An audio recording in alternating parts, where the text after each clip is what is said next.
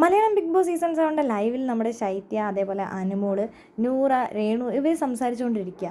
അനുമോള് ശൈത്യനോട് പിണങ്ങി കിടക്കുകയാണ്. അനുമോളെ നിനക്ക് എന്താ പറ്റിയത്, നീ എന്താ ഇങ്ങനത്തെ സ്വഭാവം കാണിക്കുന്നതെന്ന് ശൈത്യ ചോദിക്കുന്നുണ്ട്. നീ എന്തിനാണ് രാത്രി പ്രേതകഥ പറയാൻ ശരത്തിൻ്റെ അടുത്തും അതേപോലെ തന്നെ ആര്യൻ്റെ അടുത്തൊക്കെ പോയത്? അതെനിക്ക് ഇഷ്ടമല്ലെന്ന് ഞാൻ പറഞ്ഞിട്ടില്ല, നിന്നോട് ഞാൻ പറഞ്ഞിട്ടില്ലേ ഈ ബിഗ് ബോസ് വീട്ടിൽ വന്നിട്ട് പ്രേതകഥ പറയണ്ട, നിനക്ക് ഓരോ പുസ്തകങ്ങളെ പറ്റി അങ്ങനത്തെ കഥകളൊക്കെ പറഞ്ഞാൽ പോരെ? ലാലേട്ടൻ വരെ അതാണ് പറഞ്ഞത്. നിങ്ങൾ എന്തെങ്കിലും ഒഴിവ് സമയം കിട്ടുന്ന സമയത്ത് നിങ്ങൾ നല്ല കാര്യങ്ങൾ സംസാരിക്കാനാണ് പറഞ്ഞിരിക്കുന്നത്, അല്ലാതെ ഈ പ്രേതകഥയല്ല. എനിക്ക് പ്രേതകഥ പറയാൻ തോന്നി, അതുകൊണ്ട് ഞാൻ പോയി.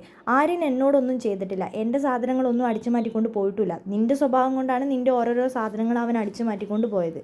ജിസേലുമായിട്ട് എനിക്ക് യാതൊരുവിധ പ്രശ്നമല്ല, ഞാൻ കിച്ചൺ ടീമിലാണുള്ളത്, അതുകൊണ്ട് തന്നെ എനിക്ക് ജിസേലിനോട് സംസാരിച്ചേ പറ്റുള്ളൂ. പക്ഷേ ഇന്നലെ ഞാൻ ദേഷ്യപ്പെട്ട് ജിസേലിനോട് സംസാരിക്കുകയും ചെയ്തിട്ടുണ്ട്.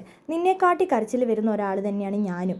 ഞാൻ പക്ഷേ എല്ലാവരുടെയും മുമ്പിൽ പൊട്ടിക്കരയാറില്ല, നീയാണ് എല്ലാവരുടെയും മുമ്പിൽ പൊട്ടിക്കരയുന്നത്. അപ്പം നൂറ പറയുന്നുണ്ട്, അതുകൊണ്ട് തന്നെയാണ് നിൻ്റെ വീക്ക്നെസ് മൊത്തം അവർക്ക് അറിയുന്നത്, അതുകൊണ്ടാണ് അവരെല്ലാവരും കൂടി നിന്നെ ട്രിഗർ ചെയ്യാൻ വേണ്ടി വരുന്നത്. ഇന്നലെ രാത്രി ജിസേലും റെന ഫാത്തിമയും കൂടി എന്നെ എന്തൊക്കെ പറഞ്ഞ് വിഷമിപ്പിച്ചു എന്ന് നിങ്ങൾക്കറിയോ? എനിക്ക് പൊട്ടിക്കരയണമെന്നുണ്ടായിരുന്നു, പക്ഷേ അനീഷേട്ടൻ ഉള്ളതുകൊണ്ട് തന്നെ ഞാൻ കരഞ്ഞില്ല, ഞാൻ എല്ലാം അടക്കി പിടിച്ചാണ് ഞാൻ അവിടെ ഇരുന്നത്.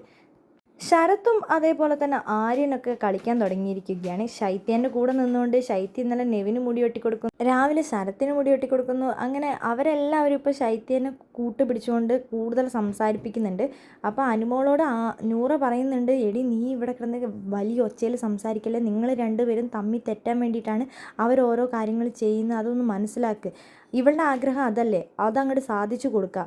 ശൈത്യനോട് അനുമോള് പറയുന്നുണ്ട്, ഞാൻ അങ്ങനെയൊന്നും ആഗ്രഹിക്കുന്നില്ല, നിൻ്റെ സ്വഭാവം തീരെ ശരിയല്ല അനുമോളെന്ന് ശൈത്യ പറയുന്നുമുണ്ട്.